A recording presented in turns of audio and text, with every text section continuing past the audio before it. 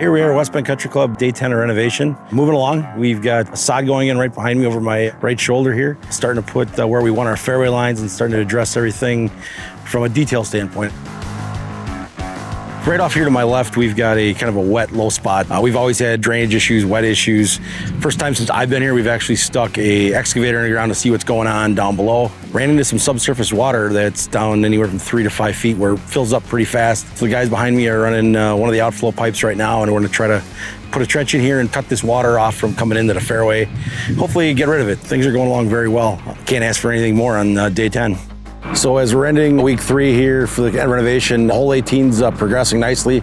It's for the most part now shaped in. A little bit of work in the back. We've just stripped the sod on the back of it, which was a bentgrass roll-off. Now we're looking at a bluegrass roll-off in the back, which we're going to reshape into that natural roll-off, more of what we've had our front 9 of Langford and Moreau. We've done the same on the left side. The front, we've widened the approach, which is what the project was for today. Weather's kind of beat us up the last few days with some rains. My guys jumped in today, helped out, and we got the whole front approach sodded so we can keep moving forward in the back. We've renovated here the 17th sand bunker. Pretty quick project, wasn't a whole lot involved. We took the bunker, moved it about 6-8 feet in closer to the green, gave it the Langford Moreau roll off in the front, steepened it up a little bit. Now the boys are putting it back together. Not a real long process here, but part of the project that we really wanted to get completed. So as you can see behind us, sand's going in. That's moving in the right direction.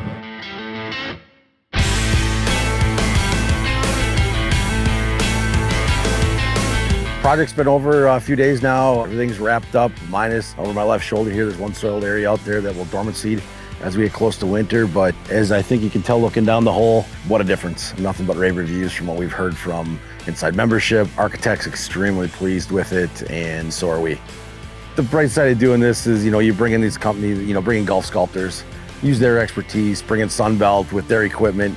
You put the two together. These guys are professionals. It's what they do on a daily basis. Sunbelt really promotes that we get out to the local projects to work with the course superintendents, to work with the contractors, that they see that we're there for them, whether it's for advice or if it's trying to figure another solution out. But Sunbelt finds it very important that we get out to the projects.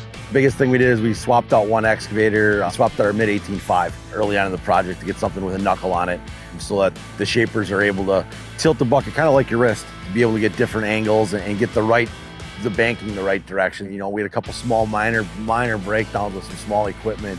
Sunbelt was here right on the spot, got it fixed, got us back up and running. We were done in about 4 weeks.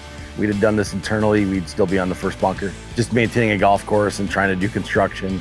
We've done it. We've had projects start about the same time, same magnitude, and that following May, we're still wrapping them up.